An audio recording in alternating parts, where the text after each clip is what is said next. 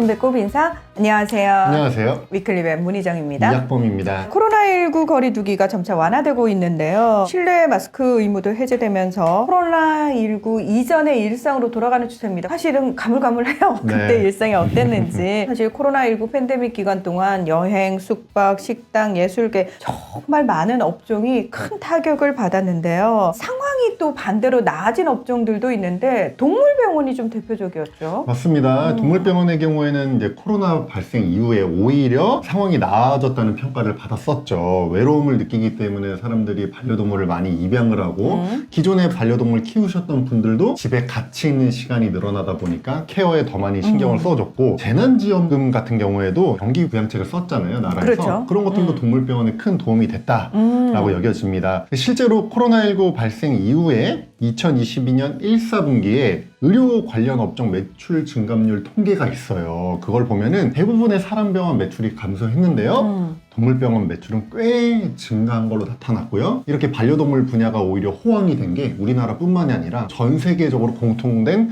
현상입니다. 심지어 유럽에서는 굉장히 강력한 봉쇄 정책을 하면서도 반려동물 산책을 위해서는 외출을 허용해줬거든요. 맞습니다. 그래서 사실은 외국에서도 반려동물 입양이 상당히 많이 늘어났는데요. 우리나라에서도 이 수치가 늘어났죠. 그렇게 확인이 됐습니다. 이제 아무래도 동물등록제로 투정을 할 수밖에 없을 것 같아요. 동물 등록할 때 강아지 생년이 들어가니까 몇 년생이 강아지가 늘어났는지를 확인을 해보면 되는데 2017년생 반려견이 24만 9천 마리였습니다. 동물등록 정보상. 2020년생은 21만 7천 마리. 그래서 신규 강아지가, 새로 태어난 강아지가 점점 줄어들고 있었어요. 그런데 코로나 터진 이후에 2021년에 23만 마리로 다시 이제 늘어났습니다. 그런데 2022년생 강아지가 다시 크게 줄어드는 걸로 추정이 지금 됐습니다. 얘기만 듣기로 단순하게 얘기해서 동물병원의 코로나 특수가 끝나간다. 맞습니다. 그렇다면은 이제는 또 반대로 동물병원 운영이 좀 힘들어지는 거 아닌가? 그러면서 또 폐업하는 곳들도 늘어나는 거 아닐까? 이런 우려도 동시에 되고 있는데 네. 실제로 행정안전부에서 전국 동물병원 인허가 데이터를 매달 발표를 하는데 그 부분 좀 살펴볼까요? 네, 그거를 저희가 한 10년 동안 분석을 해봤습니다. 네. 2013년부터 2022년까지 10년 동안 동물병원이 3,641개에서 5,053개로 1,412개에 늘어났습니다. 10년 동안 39%가 늘어났는데요. 이제 뭐 반려동물뿐만이 아니라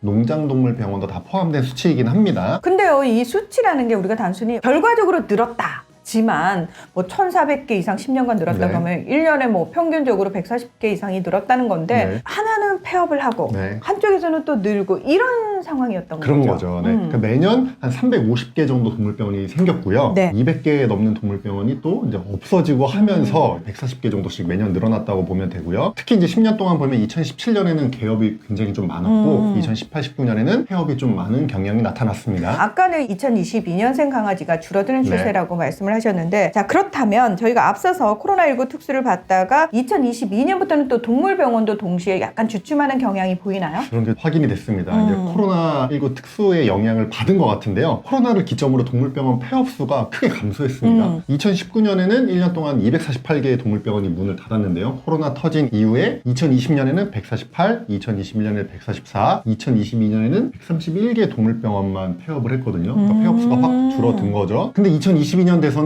개원도 줄어들고 있습니다. 그래서 2022년 동물병원 개업 건수가 252건이었는데요. 최근 10년 동안 가장 적은 수치였습니다. 폐업도 줄었지만 네. 개원도 줄었다. 맞습니다. 다시 말해서 전체적으로 약간 동물병원 산업 자체가 살짝 정책이라고 해야 되나? 그렇게 봐야 될 것 같아요. 실제 이제 동물병원 원장님들 얘기를 들어보면은 원래 동물병원이 겨울철에 좀 매출이 줄어드는 경향이 있긴 한데 이번 겨울에 특히 이제 매출이 굉장히 많이 빠지고 있다고 해요. 폐업률을 좀 볼 필요가 있을 것 같은데 네. 전체 동물병원 숫자 대비 그 해에 문을 닫은 병원 숫자 이거를 누적 폐업 비율이라고 하는데요. 원래 4%, 5%대를 유지하고 있었는데 2020년 이후에는 이제 3% 이하로 이제 내려왔어요. 그러니까 동물병원이 매출이 지금 많이 빠지고 있는데 폐업률은 줄어들고 있다면 많은 동물병원이 지금 버티기를 하고 있다. 이렇게 좀 볼 수 있을 것 같습니다. 코로나19로 살짝 반짝했지만 지금 특수는 끝났고 올겨울 유독 다른 겨울보다 힘들다. 네.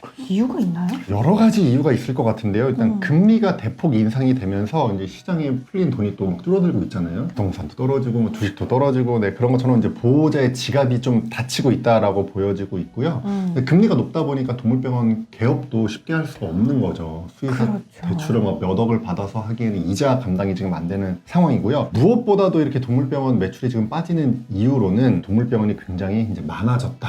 우리나라가 동물병원이 이제 동물 숫자 대비 포화 상태로 가고 있다. 근데 가고 있던 것이 코로나 때 잠깐 반짝하면서 이게 잘 보이지 않았다가 코로나 이제 특수가 끝나가니까 다시 한번 이제 수면 위로 드러났다. 이렇게 판단이 됩니다. 얘기를 듣다 보니까 수익에도 결국은 전체적인 경제 흐름에서 사실 무관할 수 없는 분야인 것 같아요. 그래서 그런 부분까지도 잘 고려를 하면서 사실 수의대생들도 준비를 해야 되거든요. 네. 자신의 미래에 대해서. 네. 근데 늘 말씀드립니다만 이 동물병원이 포화 상태다라는 얘기는 앞으로도 사실 계속하게 될 것 네. 같거든요. 이미 이거는 예정된 미래예요. 자, 그렇다면 이 미래를 내가 어떻게 좀 잘 헤쳐나갈 것인가에 대한 고민을 수의대생들이 조금 더 열심히 해야 되지 않을까. 네. 더불어서 기존의 동물병원을 운영하고 계시는 선생님들께서도 그냥 뭐 동물병원 하나 차려놨으니 내가 열심히 하면 되겠지의 차원이 아니라 항상 고민을 하시는 삶을 사셔야 될 수밖에 없겠구나. 그런 생각이 들고 또 한편으로 이제 가축방역관 등 다른 수의사 분야의 처우 개선도 좀 필요할 것 같고 그리고 우리나라 수의대의 이 정원이 정말 적정한가 이런 고민을 좀 시작을 해야 될 것 같아요. 진지하게. 왜요? 줄이려고요? 그런 고민을 이제 해야 될 필요가 있지 않을까라는 생각도 개인적으로 하고 있습니다. 네. 자, 밝지만은 않은 미래인데요. 근데 우리가 어떻게 생각을 바꾸냐에 따라서 밝게 만들 수도 있거든요. 우리가 지금 자잘한 거에 신경 쓸 때가 아닙니다. 수익의 미래 전체를 놓고 네. 조금 더 각자가 심도 있는 고민을 하는 시점이 된 것 같습니다. 네. 오늘 위클리 벳은 여기서 마무리하겠습니다. 함께해 주셔서 고맙습니다. 감사합니다.